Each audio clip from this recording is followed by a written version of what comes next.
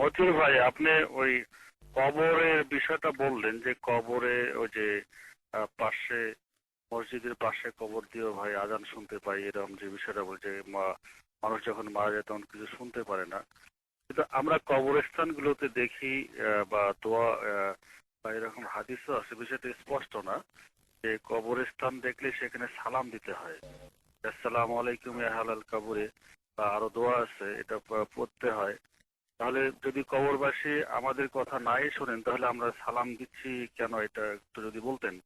যে আমরা তো কবরকে উদ্দেশ্য করে সালাম দিচ্ছি, তাহলে কি এটা কি বুঝলাম না, একটু যদি বলতেন প্লিজ। জাযাকাল্লাহ খায়ের। আলহামদুলিল্লাহ ওয়াসসালাতু ওয়াসসালামু আলা রাসূলিল্লাহ ওয়া আলা আলিহি ওয়া আসহাবিহি ওয়া মান ওয়ালা। আল্লাহ তাআলা আপনার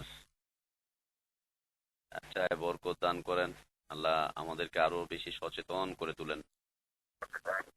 জাযাকুমুল্লাহ খায়ের। বিষয় হচ্ছে, আমি যে আয়াতটি তিলাওয়াত করেছি, ইন তাদউহুম লা ইয়াসমাউ দুআআকুম ওয়া লাউ সামিউ মাস্তাজাবু লাকুম। আল্লাহ তাআলা বলছেন যে যদি তোমরা তাদেরকে ডাকো, তাদের কাছে দোয়া করো, তাদের কাছে প্রার্থনা করো, তারা তোমাদের প্রার্থনাগুলো, টাকাগুলো, দোয়াগুলোকে শুনতে পাবে না। ওয়ালাউ সামিউ মাস্তাজাবু লাকুম, যদি তারা শোনে তারা জবাব দিতে পারবে না। যদি শুনে তাহলে তারা জবাব দিতে পারবে না। তাহলে বোঝা যাচ্ছে যে শোনার একটা বিষয় আছে এখানে। শোনার একটা বিষয় আছে। ইসলামের প্রথম যুদ্ধ, মুখোমুখি যে সংঘর্ষটি হয়েছিল বদর যুদ্ধ, আমরা সবাই জানি। বদর যুদ্ধে মুসলিমদের বিরুদ্ধে মক্কার মুশরিকরা পুরোপুরি ক্ষমতা নিয়ে, বিশাল ক্ষমতা নিয়ে তারা এখানে এসেছিল এবং তারা পরাজয় বরণ করলো। একটা পর্যায়ে আবু জাহেল, উতবা, সাইবা, মুগীরা এরা যখন নিহত হলো, নিহত হওয়ার পরে তাদেরকে বদরের ময়দানে একটা কূপের মধ্যে ফেলে দেওয়া হলো।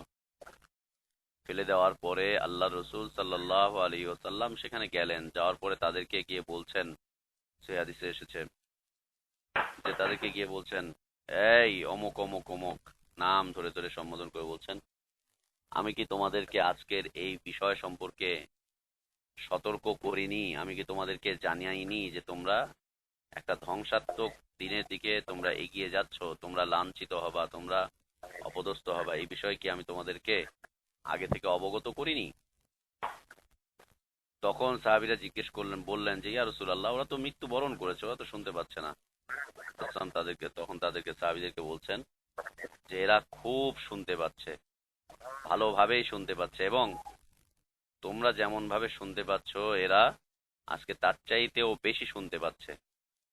তার কারণ হচ্ছে যে রাসূলুল্লাহ সাল্লাল্লাহু আলাইহি ওয়াসাল্লাম বললেন যে এই মুহূর্তে তাদেরকে তাদের আত্মাগুলো ফিরিয়ে দেওয়া হয়েছে এখানে। তাদেরকে তাদের আত্মাগুলো এখানে ফিরিয়ে দেওয়া হয়েছে। ফিরিয়ে দেওয়া হয়েছে তাদেরকে তাদের আত্মাগুলো। তারা এখন খুব ভালো করে শুনছে এবং তাদেরকে লাঞ্ছনা দেওয়ার জন্য তাদেরকে এখানে আত্মাগুলো ফিরিয়ে দেওয়া হয়েছে। তাহলে দেখা যাচ্ছে যে কাফের মুশরিকদেরকে আল্লাহ তাআলা সেই সময় তাদের রূহগুলো ফিরিয়ে দিয়েছিলেন যাতে করে তারা লাঞ্ছিত হতে পারে, লাঞ্ছিত হতে পারে। আর কবরস্থানে গিয়ে আমরা যে সালাম পেশ করছি, এই সালামের পুরো দোয়াটা যদি আমরা দেখতে পাই, দেখতে চাই, তাহলে আমরা এর মধ্যে থেকে আমাদের উত্তরটা আমরা পেয়ে যাব। আমরা কিন্তু শুধুমাত্র এতটুকুই বলছি না, আসসালামু আলাইকুম ইয়া আহলাল কুবুর, এতটুকু বলছি না কিন্তু। এটা হচ্ছে হাদিসের একটা অংশ, যে অংশটা আমরা পেশ করছি কবর জিয়ারতের যে হাদিসটি রয়েছে। পুরো হাদিসটা যদি আমরা পড়তে পারি তাহলে আমরা এর থেকে অনেকটাই আমাদের কনফিউশনটা কেটে যাবে। যে আসসালামু আলাইকুম আল কুবুর মিন দিয়ারিল মুসলিমিন, হে কবরবাসীরা, মুসলিম সম্প্রদায়ের মধ্যে হতে যারা আজকে এখানে আছো, তাদের তোমাদের জন্য সালামাত, তোমাদের জন্য শান্তি দৃষ্টিত হোক। ওয়া ইন্না ইনশাআল্লাহু বিকুম লালাহিকুন, এবং আমরা খুব তাড়াতাড়ি তোমাদের সাথে মিলিত হব। নাসআলুল্লাহ লানা ওয়া লাকুমুল আফিয়া, আল্লাহর কাছে আমরা তোমাদের জন্য এবং আমাদের জন্য ক্ষমা প্রার্থনা করছি। আল্লাহ যেন আমাদেরকে ক্ষমা করে দেন, আফিয়াত দেন। এর অবস্থাটা কি? অবস্থাটা হচ্ছে যে এখান থেকে আমাদের যে দেশের যে সমস্ত বিদাতিরা রয়েছে, বিদাতি মোল্লারা রয়েছে, কবর মাজার পূজারীরা রয়েছে, তারা বলছে এই যে দলিল, কবরস্থানে মানুষ জীবিত থাকে আর এই জন্যই তো আমরা সেখানে সালাম পেশ করছি, এই করছি সেই করছি। কবরস্থানে মানুষ জীবিত আছে, জীবিত না থাকলে কি করে? এই জন্যই তো রসুলকে গিয়ে আমরা সালাম দিচ্ছি। কারণ রসুল কবরে জীবিত আছেন? জি না। বিষয়টা হচ্ছে যে মানুষের মৃত্যুর পরে দুটি অবস্থা, একটা হচ্ছে যদি সে মুসলিম হয়, মুমিন হয়, আল্লাহ দ্বীনের উপরে অটল অবিচল থেকে তিনি মারা যান, তাহলে সে ইল্লিয়িনে চলে যাবে, আল্লাহর কাছাকাছি, জান্নাতের একটা অবস্থানের কাছাকাছি তারা সেখানে চলে যাবে। এটা হচ্ছে আলাদা একটা মাকাম, সম্মানিত মাকাম, সেখানে তারা থাকবে, সেখানে তারা জীবিত থাকবে। কবরে নয়, সেইখানে তারা জীবিত, কবরে নয় সেখানে তারা জীবিত থাকবে, ইল্লিয়িনে।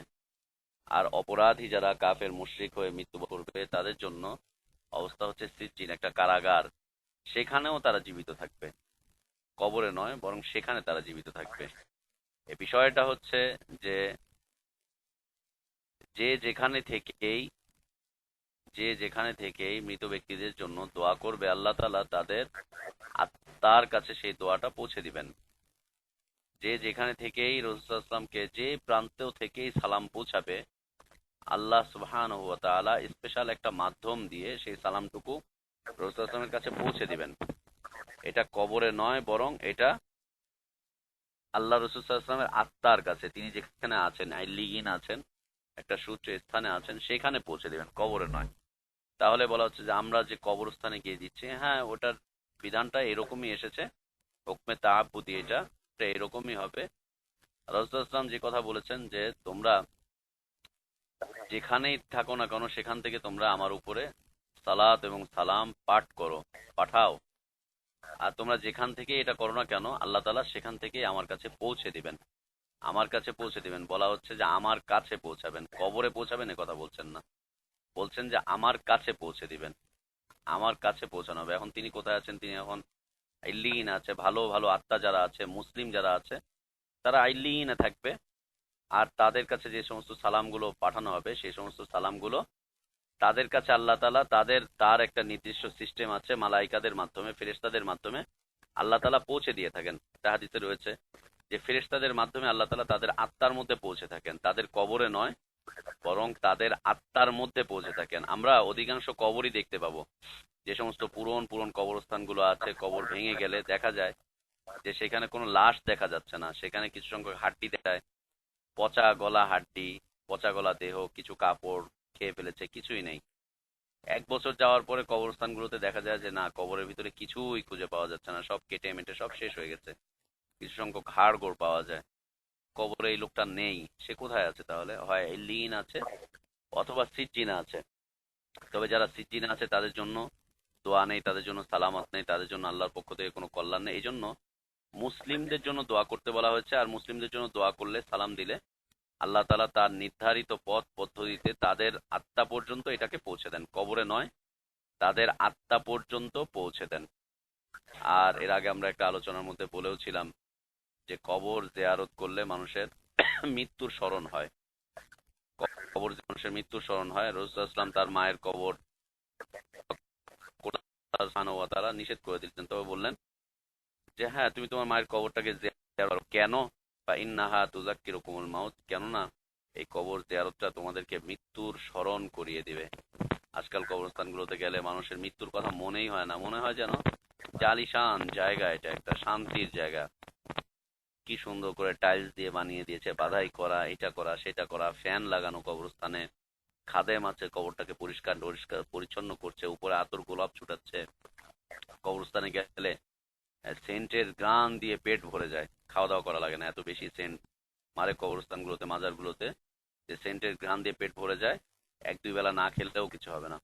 আশা করছি বুঝতে পারছেন। আল্লাহ তাআলা এই সালামগুলোকে ফেরেশতাদের মাধ্যমে তাদের আত্মায় পৌঁছে থাকেন, তাদের কবরে নয়, তাদের আত্মার মধ্যে পৌঁছেন।